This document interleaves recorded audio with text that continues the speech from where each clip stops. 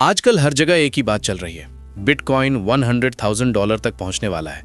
लोग overnight rich हो रहे हैं और शायद आप भी कभी कभी स्क्रीन देखकर सोचते हो ये लोग एक्चुअली इन्वेस्ट किस चीज में कर रहे हैं।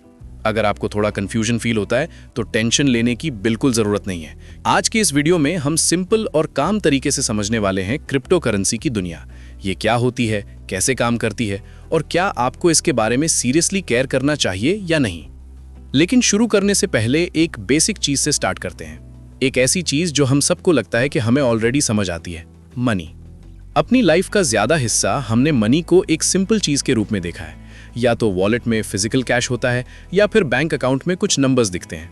गवर्नमेंट उस पैसे को प्रिंट करती है, बैंक्स उसे सिस्टम में सर्कुलेट करते हैं और हम उसे डेली लाइफ में चीजें खरीदने के लिए यूज करते हैं। सिंपल सिस्टम लगता है ना? लेकिन ट्रेडिशनल मनी के साथ कुछ प्रॉब्लम्स भी हैं जो शायद हम रोज नोटिस नहीं करते। मान लो आपको किसी को ओवरसीज पैसा भेजना है तो कभी कभी 2 या 3 दिन का वेट हो जाता है। ऊपर से ट्रांसफर फीस भी काफी ज्यादा हो सकती है। अगर वीकेंड पर किसी को अर्जेंटली पैसा भेजना हो तो बैंक्स बंद हो सकते हैं और आपको मंडे तक वेट करना पड़ता है।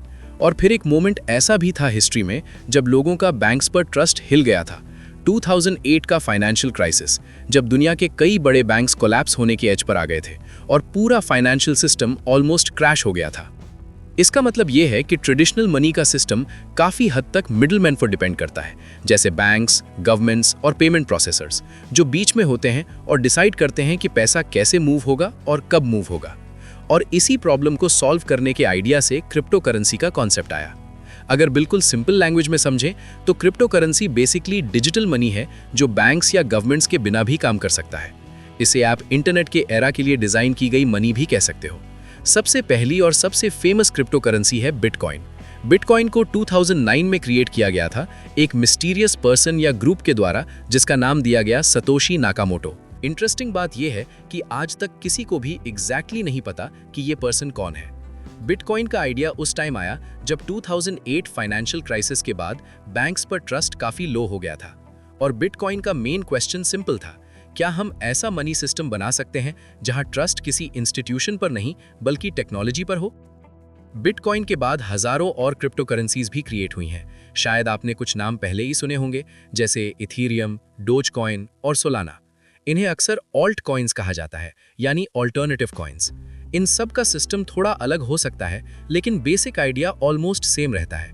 वैसे अगर आप अभी तक वीडियो देख रहे हो तो ऑनेस्टली मुझे काफी अच्छा लग रहा है। मतलब आप जेन्युइनली क्यूरियस हो और शायद नए कॉन्सेप्ट समझना पसंद करते हो।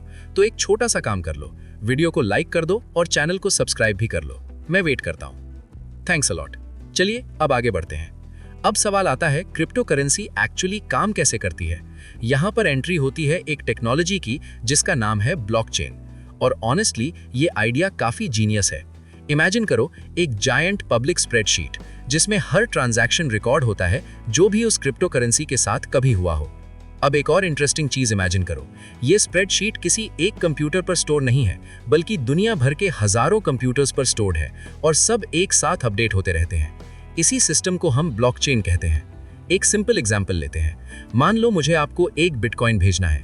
ट्रेडिशनल सिस्टम में मैं बैंक यूज करता, बैंक वेरीफाई करता और फिर पैसा ट्रांसफर होता।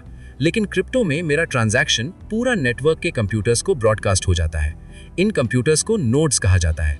ये वेरीफाई करते हैं कि मेरे पास सच में वो बिटकॉइन है या नहीं, फिर ट्रांजैक्शन को ब्लॉकचेन पर रिकॉर्ड कर देते हैं और ट्रांसफर कंप्लीट हो जाता है। न बैंक की अप्रूवल, न बिजनेस आवर्स का वेट, न कोई पूछने वाला कि पैसा किस लिए भेजा जा रहा है। डायरेक्ट ट्रांसफर एक पर्सन से दूसरे पर्सन तक। क्रिप्टो यूज करने के लिए आपको एक डिजिटल वॉलेट चाहिए होता है। इसे आप अपना डिजिटल बैंक अकाउंट समझ सकते हो, लेकिन डिफरेंस ये है कि इस पर कंट्रोल कंप्लीटली आपका होता है। वॉलेट के 2 इंपॉर्टेंट पार्ट्स होते हैं, एक होता है पब्लिक की और दूसरा प्राइवेट की।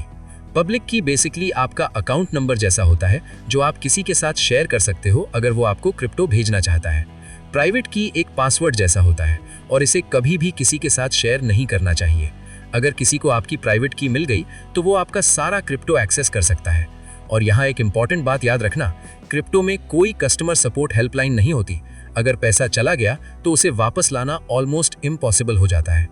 अब सवाल आता है, लोग क्रिप्टो यूज क्यों करते हैं। इसके कुछ जेन्युइन एडवांटेजेस हैं। सबसे पहला, ये ग्लोबल है। आप जापान में किसी को बिटकॉइन भेजो या अपने पड़ोसी को, प्रोसेस ऑलमोस्ट सेम रहता है। दूसरा, ये फास्ट हो सकता है। इंटरनेशनल ट्रांसफर्स जो ट्रेडिशनल बैंकिंग सिस्टम में कभी-कभी डेज लेते हैं, क्रिप्टो में मिनट्स में हो सकते हैं। तीसरा, सिक्योरिटी। ब्लॉकचेन का डिसेंट्रलाइज्ड स्ट्रक्चर और इंक्रिप्शन सिस्टम इसे हैक करना या फेक बनाना काफी डिफिकल्ट बना देता है। और एक और चीज, क्रिप्टो आपको अपने पैसे पर फुल कंट्रोल देता है।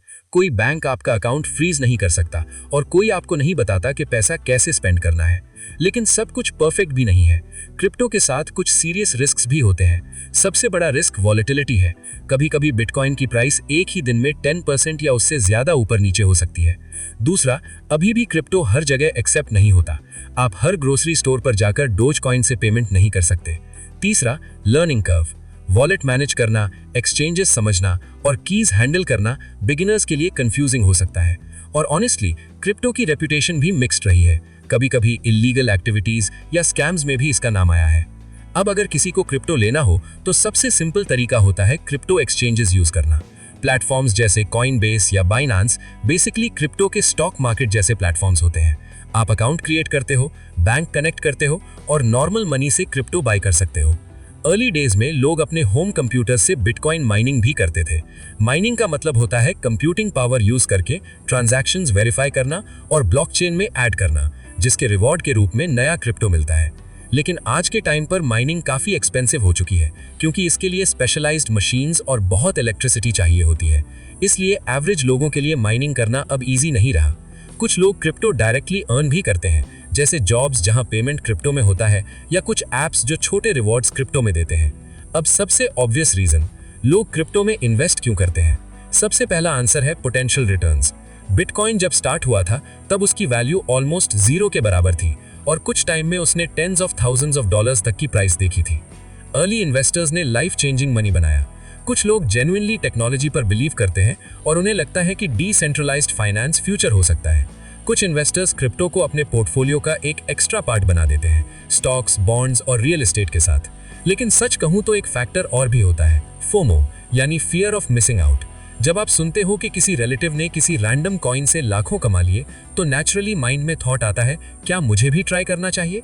और क्रिप्टो का एंट्री बैरियर भी लो होता है। आपको पूरा बिटकॉइन खरीदने की जरूरत नहीं होती, आप छोटी अमाउंट से भी स्टार्ट कर सकते हो।